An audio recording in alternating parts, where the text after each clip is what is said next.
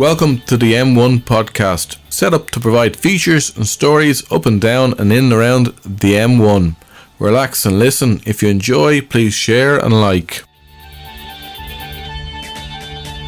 In this episode, we at the M1 podcast are collaborating with another podcast. It's of the .radio domain. So if you go m1.radio.ie, you get the M1 podcast. And if .radio.ie is a domain hosted by Brian Green, who my co-host today, Cathal Brennan, and I know for a long time, and Brian was instrumental in helping us both get set up in podcasting. Cathal is with the Irish History Show podcast. He presents that with John Dorney, and it's going about 8 or 9 years and just over 100 episodes. Is that right, Cathal? Yeah, it's taken a long time to get there, but as you know yourself, kids, life, everything gets in the way, work. So it's hard. It's not as frequent as we would like. So hopefully it won't take as long to reach 200. But you've covered a broad range of topics, and I was struck. I've listened to quite a few of the episodes now at this stage, and it's like it reminds me, or for other people, they might be triggered by because trauma, in earlier life. It reminds me of all the history we learned in school. You've covered a lot of topics that would be covered in school, like a recent episode on the Desmond rebellions, and then you got other stuff from the Civil War. But stuff, the flight of the Earls, that's like stuff we did in 4th class or 5th class, I think, and then we kind of forget what happened. But your podcast looks into these seminal moments in Irish history and explores them in depth. Yes, I was discussing that with John recently when we were coming up to the 100th episode, that I'm sure you find it yourself hosting a podcast, that you're in a very privileged position, that you can ask people on that have something really interesting to say, something you have an interest in, and you feel that if you're interested in it, other people might be interested too. And as you said there, with going back to things like the Desmond Rebellion and that sort of early modern Irish history, and even before, these are things that you tend to cover in primary school. It becomes more recent history when you get into secondary school. So a lot of people may have forgotten it or only sort of know the outline. And when you have a thing like a podcast, you might have only got a grade D or C in their junior That's searches. Right. And we've been very lucky that we've got to have some great guests, people who've written extensively about a subject, and we can just ask some questions and really go into a subject deeply. So there's such a wealth of material there with Irish history that just for one small country, it's just so much amazing stuff. And even then how it interacts with other people's countries as well, and to put it in a wider context. So there's infinite scope for things that you can cover in Irish history. And I think connecting with history, it can give people a sense of belonging, a sense of who they are, their identity. And like the M1 podcast, which I set up earlier this year, it's all about a sense of place. Now, the M1 is as motorways anywhere are pretty bland places. We all remember that Chevy Chase film from the 1980s where he falls asleep on a motorway driving because it's so straight and boring. But up and down the M1 between Dundalk and Dublin, there are lots of sites of historical interest and probably lots of people as well that could be looked into. And the M1 podcast, I do a mixture of topics that are historical and contemporary. In a recent episode, don't know if you had a chance to listen to it, but it's one of the better listened to episodes I've had, is on Hampton Hall, which was once the home of the Hamilton family, who had MPs in the British Parliament back in the 1700s and 1800s, and they were the owners of all of Balbriggan. They owned that house and most of Balbriggan up to the 1880s, the Hamilton family at Hampton Hall, just south of Balbriggan. And what was interesting about this location is that it was later home to Hitler Youth summer camps in the 1930s, and from the 60s to the 80s, it was used at the Gaeltacht College, and all my older brothers and sisters and cousins went there when they were children and teenagers. There's other episodes that I would do, which would be on issues like, can Drogheda be regenerated? We did some features on the local elections. So it's a good opportunity today to talk about what we're going to do is a historical drive down the M1. Your podcast is history, and you have a good grounding not only in the 100 episodes you've done, and they're really great content that you've produced, but you've been a researcher on the TV show Who Do You Think You Are, and the great historical house revival. So your footprint is in different places that people listening might be familiar with.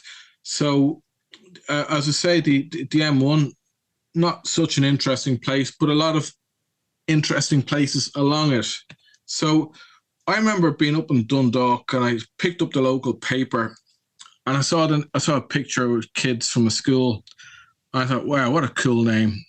The kids were from the school Chu Chulainn, which I think is a fantastic name for a school. But yes. Chu Chulainn had a particular connection with Dundalk and the Cooley Peninsula, isn't that right? He's a legendary ancient Irish warrior. We all know something about him, but what's his connection to this area?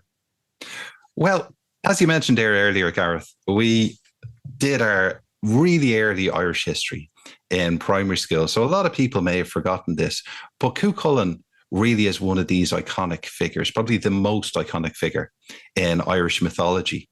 And he's had such a resonance in Irish history, particularly during the Gaelic revival and that merging of the national movement and the cultural movement in the late 19th century. Now, Chu Chulainn was known as the Hound of Ulster. And historical Ulster, pre-Christian, the Ulster, that sort of period that we're talking about, the mythological period, Ulster includes County Louth. So a lot of the legends, a lot of the life story of Chu Chulainn revolves around County Louth and South County Armagh. And the Kingdom of Ulster, they're based in Navan Fort, Owen Waka. But to give you an example here, the motto of Dundalk is May the Rug Chu Chulainn Croga. I gave birth to brave Chu Chulainn. Now, Chu Chulainn, in some of the stories, the cycles of Ulster, the Ulster cycles, he's thought to be the son of the god Lu, one of these ancient Celtic gods in Ireland at the time. Vaca is actually another Celtic goddess, where Navan Fort is. But Lu also gives its name to County Louth. Yes, Ard Vaca. That's right. And he's fostered out, which is a tradition, not just in pre-Christian Ireland, but right up into Gaelic Ireland, up until like the Norman period, where a lot of time around County Louth to different retainers of the Ulster King, Crahor Macnasa. And everyone knows the story, as I'm sure you heard yourself, Gareth, in school, when he was a young boy playing hurling, and he's asked to come to the banquet, and he arrives late, and he has to kill Cullen's hound. So he offers to take over as Cullen's hound, hence Chu Chulainn. And before that, he's known as Satanta. And there's a Gaelic club named Satanta after him. But it's really around the Cooley Peninsula that we really, with the story of the Brown Bull of Cooley and the attempt by Queen Maeve, the Queen of Connacht, to take this brown bull. And Queen Maeve has all these magic powers, and she gives the warriors of Ulster a curse that they will experience the pains of childbirth following this curse. So she leads all her men into Ulster as they're all struck down, and the only one who's not struck down is Chu Chulainn. So on Slieve Foy, and some of your listeners will know that, overlooking Carlingford Lough in the Cooley Peninsula, he offers to take them on one by one and prevent them entering into Ulster. Now, another thing as well, when we look around Louth, we look at RD, and RD is its name in Irish is Baile Átha Ferdia. Now, Ferdia comes from Chu Chulainn's foster brother, Ferdia, son of King Fergus, and they both trained under Scatoch, who was a a warrior over in Scotland on the Isle of Skye. She trained him in all these different dark arts and fighting skills. And you'll see that there's a sculpture, a statue of the battle, because they have to go into battle against each other, Chu Chulainn and Ferdia. And that's in the centre of Ardee as well. Now, when we look at the death of Chu Chulainn, that's another great site in County Louth. You'll see the stone of Cluck of Farmore, and that's near the townland of Knockbridge outside Dundalk. And one of the most famous images associated with the 1916 Rising, and people will see it in the GPO, is that image of Chu Chulainn at Cluck of Farmore, where he ties himself to a rock as he's killed in battle. He wants to die on his feet, and the warriors will only approach him 3 days after death when they see a raven sitting on his shoulder, that they know he's dead. And that was turned into a sculpture in 1935 by the artist Oliver Shepherd, and that sculpture is in the GPO.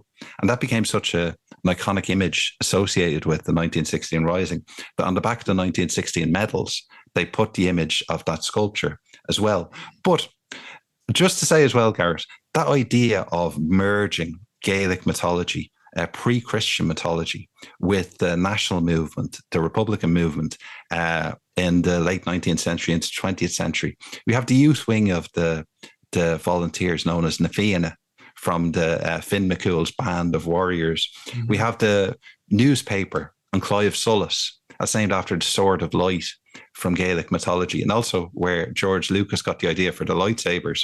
So you can really see that, and he's still commemorated with murals and different things. You'll particularly see them around Belfast. You were saying Na Fianna, and of course we know Na Fianna GA Club in Glasnevin, Movie Road, but there you also did mention the Raven on Chu Chulainn after his death. So is that linked to, for example, GA Club Fingal Ravens today, and the Raven has a symbolic importance in the Fingal and east of Ireland area? Definitely, like the old icon of Fingal, as you said there, was the Raven. When Dublin GAA changed their crest about 10 years ago, they incorporated the 4 different areas in Dublin, the 4 different county council areas. So you had like the castles from Dublin City and everything, but you'll see the Raven incorporated as well, as used quite a lot. And you'll see it on the crests and badges of GAA clubs in North County Dublin quite a bit. So you got Chu Chulainn, you got Setanta, you got Na Fianna, and then you got Fingal Ravens. Yeah, you've got all these connections. And I suppose if someone wants to know more about Chu Chulainn and they're in the Dundalk area, is there somewhere where they would go? Is there information that they could get somewhere? Well, there's some great online resources available. Wilderness Ireland actually has a whole thing about like different trails you can do through the Cooley Peninsula. All those places that we've mentioned, like Ardee and Knockbridge and so on, that you can also, it's amazing that like thousands of years later, you can still I can sense we're planning, people can start planning their free time based on our discussion here. Exactly. They can go off on excursions with their families. Yeah. And just down the road, I haven't been to it yet, but I'm marking it on my agenda. On a day like today, which is so beautiful weather, it would be a great place for a picnic, I believe. The Irish Military History Museum, just outside Collon. And this was a personal initiative of one person. It's not a statutory agency. The Irish Military History Museum, and it's not necessarily about history, but they've got lots of items of historical interest, and it's all of a military bent, I suppose.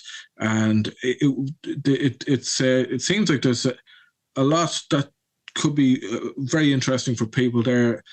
In terms of, if you watch that program, Band of Brothers, they have some of the icons and props, guns, fatigues from that program, that Band of Brothers, which was on about 20 years ago.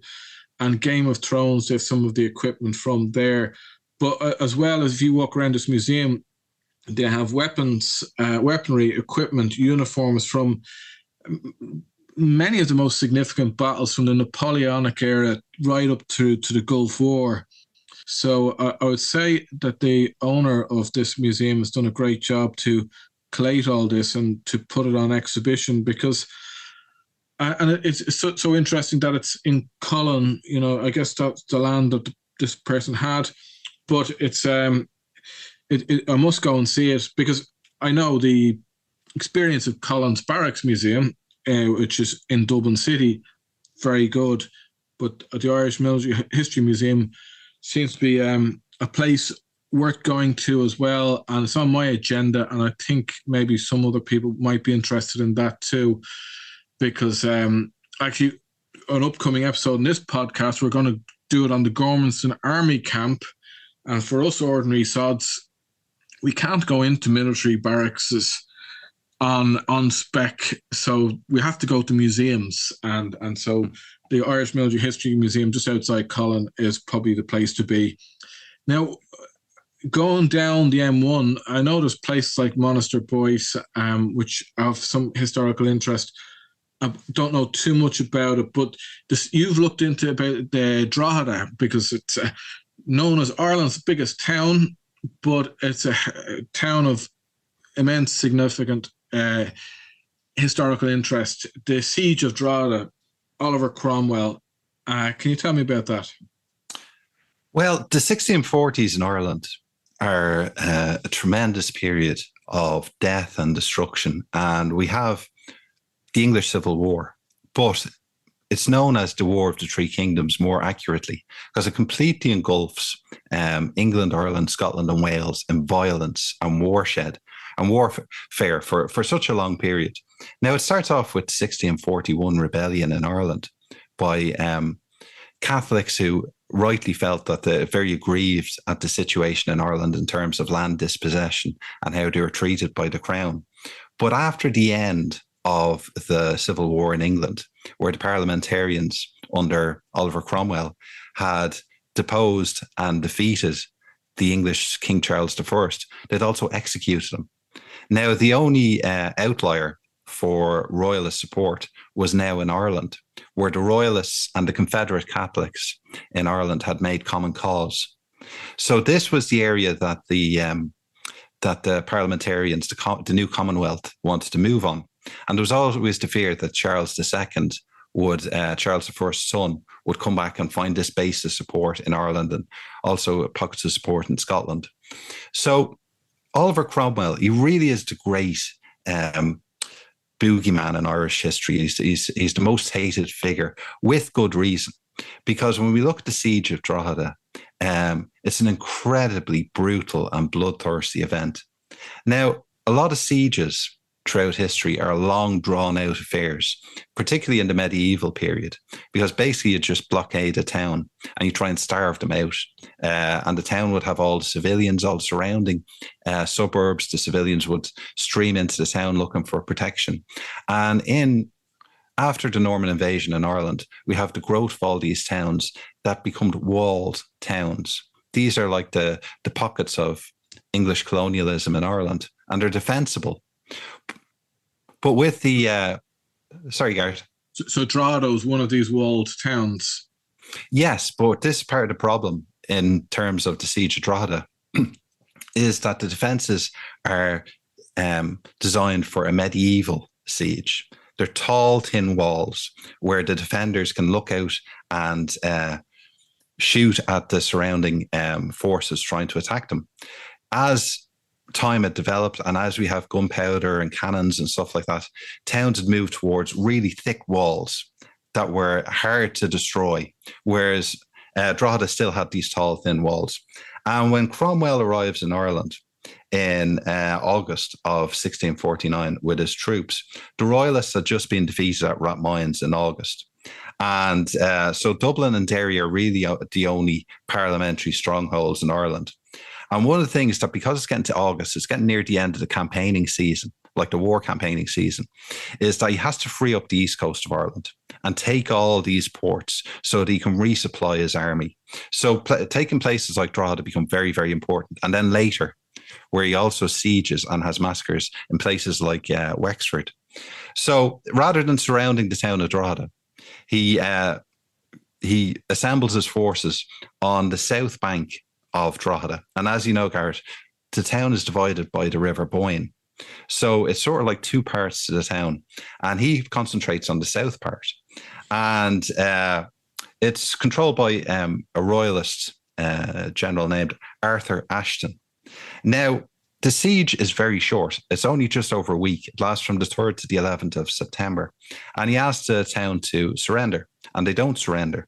So he eventually makes 2 breaches in the wall, just south and east of St. Mary's Church. And eventually they manage to push their way through these breaches and take over.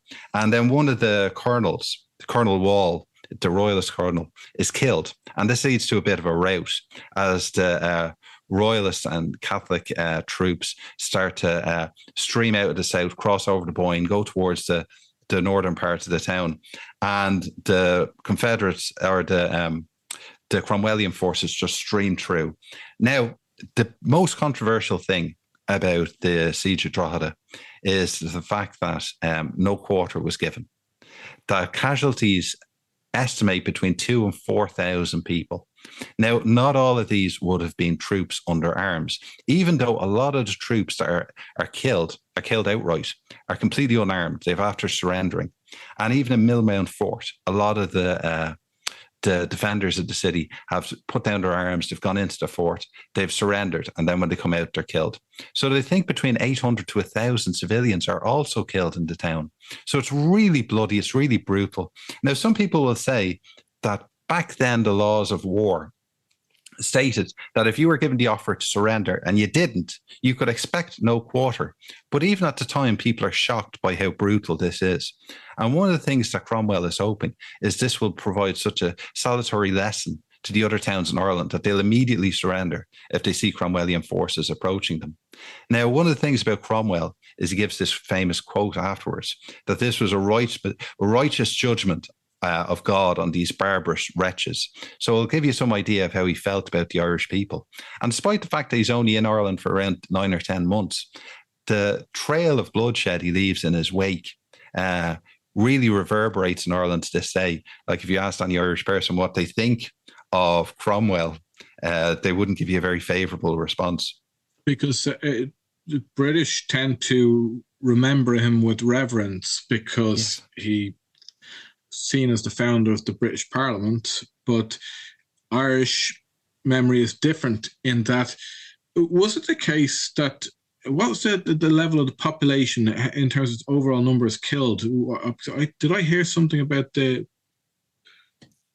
numbers of Irish people? It's very hard killed? To get accurate numbers because, you know, we can only really, we describe like the greatest catastrophe in terms of population in Ireland, we always think about as the famine. And we sort of date we sort of take our cue from there. But there are famines throughout the 18th century as well. And one of the things that comes in a big way with wars, and the 17th century is wars writ large. Not only do you have the wars of the Three Kingdoms, but then later in the 17th century, you have the Jacobite wars, the wars between William of Orange and King James. Yeah, you know, I'll come to that in a moment. And in relation to the Siege of Drogheda, there's more information that people can get at the Millmount Museum in Drogheda. It's a fantastic facility there, just near the riverside and the site of much of what happened. Much of what you're talking about happened.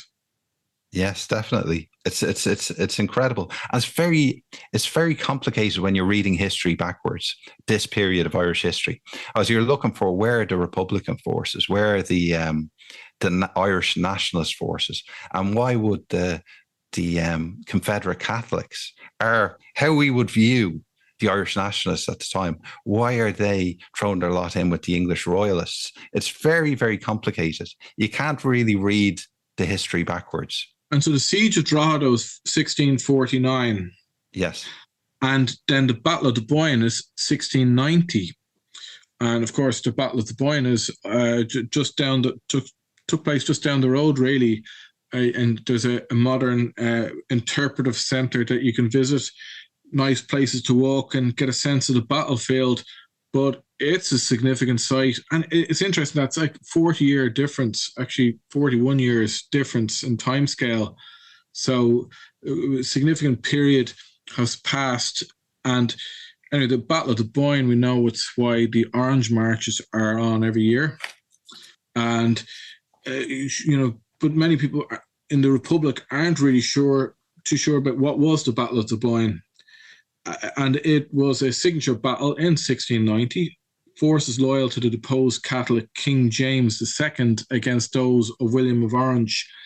It involved 36,000 on the side supporting William and 23,000 on the side of King James. 2,000 were killed.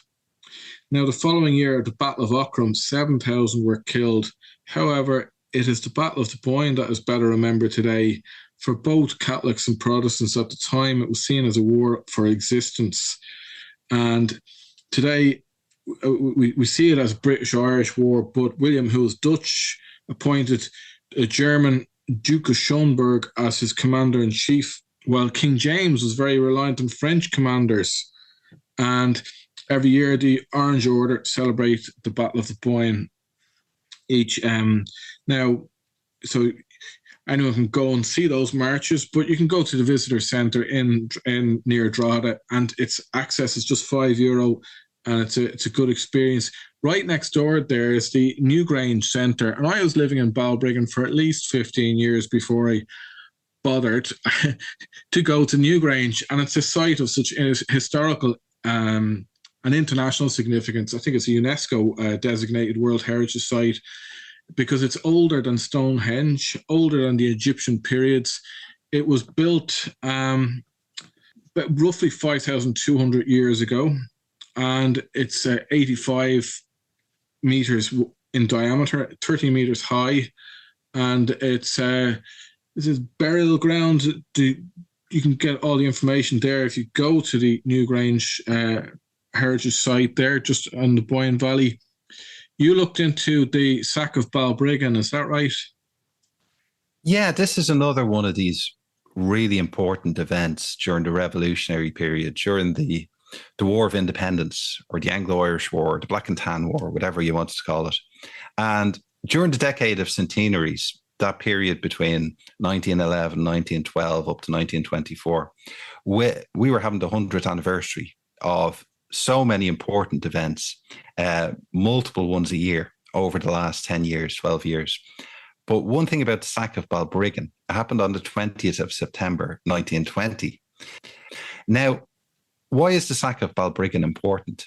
Because one of the things that we associate with the War of Independence is the reprisal policy of the British government in Ireland, and also the actions of groups such as the Black and Tans and the auxiliaries. Now, the Black and Tans were parts of the Royal Irish Constabulary, the police in Ireland, and they were raised during the War of Independence. And these were, to a large extent, veterans of the First World War over from Britain, who were paid a very high rate to join the Irish police and fight against the insurgency in Ireland. Now, some of the effects of the sacking of Balbriggan, over 50 homes were destroyed, businesses were destroyed, about 200 people lost their jobs. Where they used to work was destroyed. There was about £80,000 worth of damage done. That was the compensation claims afterwards. And 2 people were killed. They were dragged into the police barracks in Balbriggan and beaten to death, and then their bodies just thrown out on the street in Key Street. They were also bayoneted. And this gets huge international attention and press attention, because there's a lot of international press around Europe following the First World War. There's a lot of people focusing, press people from the United States, from Britain, from Australia, from Europe, following the events in Ireland at the time. So it makes news all over the world. But it's not isolated. You also have events like Cork being the most famous one, the burning of Cork City. So it's very important to the history of Balbriggan. Very good. And today there's roads such as Lawless Terrace and Gibbons Terrace in Balbriggan, yes, which are named after the 2 people who were taken into that police station and beaten to death. And just going down the road towards Lusk, when I learned of his work, I was led to questions such as, what if he lived longer? Because he seems to be an under-recognised person in Irish history. That's Thomas Ashe. Died aged 32 in 1917, having been force-fed during a hunger strike while under British custody in Dublin. Joe, Thomas, I was supposed to say Joe because he's from Lispole in County Kerry, and Thomas Ashe was a school teacher. Another school teacher from Lispole was the former Socialist Party TD, Joe Higgins, who came to another part of Fingal. But anyway, that's incidental. Thomas Ashe came to Corduff in Lusk, and he founded the local national school there in 1908. And not only as principal, he left his imprint on Lusk by forming branches of the Gaelic League in Lusk and Skerries, and formed the Lusk Raven Pipe Band and the Round Towers GA Club, both of which exist today. Now, why I think he deserves better recognition, he was a commandant of the 5th Battalion of the Dublin Brigade in the 1916 Rising. And most people think of the 1916 Rising as being around the GPO and the 6 or 7 sites in the city area. But Thomas Ashe led a force of 60 to 70 that engaged British forces in Ashburn, and they were successful in capturing 20 RIC vehicles and a large cache of weapons. And so that everywhere else, the uprising was having a bad experience, but he actually had doubts about surrendering to the British at the end of the Easter week because he didn't believe the rebels had not had the same success as he had had. And so that's, as I say, his passing leaves a question of what if he lived longer. 30,000 people attended his funeral, so he was recognised at the time, and his legacy lives on today with a plaque outside the local GA club and the pipe band, which live on in his memory. So that takes us a good bit down the M1. We're nearly getting into the inner commuter belts of Dublin. What other areas are of interest, do you think, Carl? Well, one that people pass quite a bit on they'll see on their travels is St. Edith's Hospital in Portrane. And what a lot of people mightn't know is that this was the most expensive capital project ever undertaken by the British government in Ireland. Now, Portrane Lunatic Asylum, it had a massively complex plan to separate different categories of the what were known as the insane at the time. Now, when we're reading through stuff, it's very politically incorrect, but you'll see like different terms that we would think of as quite insulting nowadays, like lunatic, idiot, moron, but they've had very specific meanings. So there was an architectural competition in 1895 that was won by George Ashland, and it was sanctioned by the Board of Control and the Board of Governors of Richmond Lunatic Asylum, which was based in Grangecorman, which was hugely overcrowded. And they wanted to build this new asylum outside the city, and it would have more space. Now, people were separated, and it was quite progressive, actually, the idea that it was begun in 1896. It was largely completed by 1900 and then finished completely by 1905. But there was so many different things here to people. They had food from farmlands and gardens, occupational therapy. This was all done by the residents as well. They had a bakery, a tailor, hairdressers, laundry, shoe repairs, a fire station, and 2 chapels. So they had approximately 2,000 patients and 300 staff. But by 2013, they had no longer any patients on the site. That's very interesting about Portrane Hospital and the therapeutic aspects, because Ireland ended up with a huge psychiatric population during the 19th and 20th century, but in Portrane it seems that they were able to pioneer some of the practices which are good practice today. Yes, and it's a beautiful coastal part of Dublin, and as I mentioned there, they have all the farmland and different things to supply their own food, but also very active, like working in the farms, and doing that is viewed as therapeutic. And also the idea that people should be separated so that you could separate people by gender, but you could also separate people who were suffering from mild issues like depression or anxiety from people who had like quite severe mental issues, and maybe people who could be violent as well. So rather than lumping them all in and sort of this Dickensian idea of a big workhouse asylum type of place, it's a lot more forward thinking and progressive than we would think of the late 19th, early 20th century. We started about the M1 not being, when you look left and right, it doesn't seem like it's that interesting a place when you're driving up and down it. But we've covered a lot of interesting aspects of history that people might want to think about. Anywhere else that you would think of if you're going around driving up and down the M1?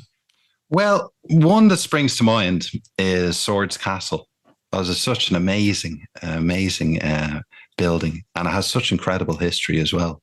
And it's one of those buildings that really, really takes us back to the Anglo-Norman invasion of Ireland and the early state building by the Normans.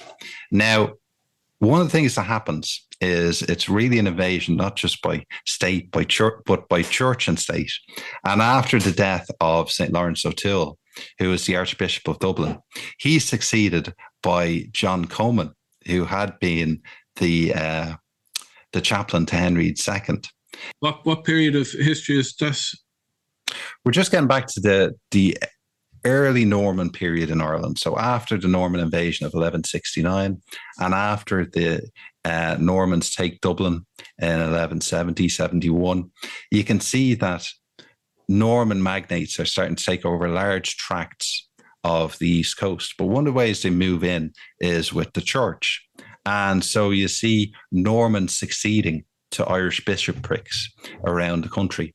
And one of these is, as I mentioned there, Archbishop John Comyn. And he becomes the Archbishop of Dublin in 1181. Now, it's very lucrative being a bishop in not just in Ireland, but in Europe at that time. And there's a lot of money coming your way, a lot of tithes, a lot of things like liberties where you're free from taxes. And one of the things is the area around North County Dublin, as is today a very wealthy agricultural area. And he makes Swords his chief residency, and that's where he builds his Archbishop's palace. It's also his manorial residence. So Swords had been granted a manor in 1192. So there's all different fees that the Archbishop will get from holding fairs and different things like that. Now, at a later stage, Swords Castle was abandoned as the Archbishop's palace, and the Archbishop moved to a new palace in Tallaght in 1324. Now, why was this? Now, this is one of the most interesting periods in Ireland, in Irish history, that's almost completely forgotten. And this is the Bruce campaign in Ireland. This is when Robert de Bruce aims to install his brother, Edward, as King of Ireland, with a lot of support from the Gaelic nobles around Ireland. And he basically goes to war all along the northeast, all the way down right towards Dublin. And eventually he's killed, and the campaign collapses in 1318. He's killed at a battle in Louth, and that's the end of the Bruce campaign. But the Swords Castle sort of falls into repair. It's not that important now anymore. One of the last important events associated with it is the 1641 rebellion, where it becomes a rendezvous for a lot of the Catholics of Ireland. Now, Irish Catholics, they're not a homogenous group. They're sort of divided into two distinct groups. There's the Gaelic Irish, the Old Irish, and then there's the Old English. They would be the people who we'd know as the Anglo-Normans. But these are the people who retained the Catholic faith. They didn't become Protestants. So it takes a while for a single sort of Irish Catholic identity to come about, because they are divided for a long time by ethnicity, whether they're part of that like post-Anglo-Norman invasion, sort of like a lot of families that we would think of family names as quintessentially Irish. A lot of those are Anglo-Norman names like Fitzgerald and Power and Roach and Burke. So They rendezvous at Swords Castle, and it's attacked by Sir Charles Coote. About 200 of them are killed. And then over time, as the castle continues to sort of fall into disrepair, it was bought in 1985 by Dublin County Council, and it became a protected monument. And over time, it's been restored. It's a beautiful building. People can go in and have a look around, but it's a really old, really important part of Irish history. I think what's so interesting about it, as you say, it goes back to Norman times, and even 20 years ago, you wouldn't really have noticed the castle, but the Fingal Council have done a really good job in regenerating it it's a location now. It's the centre of Swords, and it looks really well kept. It's got such good features to the castle. I think it's been used in a few films as well.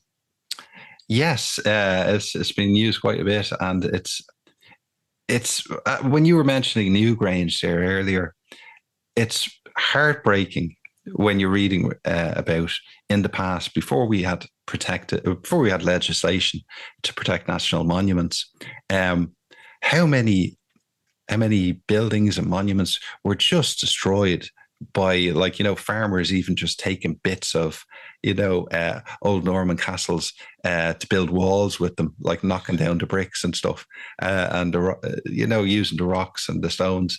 So it's so important that we protect that heritage. And you only have to look at really Wood Quay is the most famous example of them all. Yes. But the importance and the prestige that we place on our architectural and cultural heritage is very, very important. I think some lessons are being learned now with both Swords Castle and the development of Bramore Castle in Balbriggan, which is another great project from the council. So, Carl, it's been really interesting talking to you. It's been very, very insightful. Thank you very much for your time today, and good luck with the next 100 and 200 and 300 and 400 more podcasts. Thank you very much, Garrett, and a huge congratulations on the podcast. It's great to see this addition to the podcast land in Ireland. And as you and I are so familiar with many of the towns and villages around North County Dublin, we've trooped around them ourselves. It's great that this podcast exists, and there's very few people really covering the issues that you're covering. Thanks. All the best. Thank you very much, Garrett. Stay with us for episodes coming up, where we'll be looking at topics of interest for those of you who are up and down and in and around the M1. I'm Garrett Mullen, and this is the M1 podcast, and thank you to David West for sound and editing.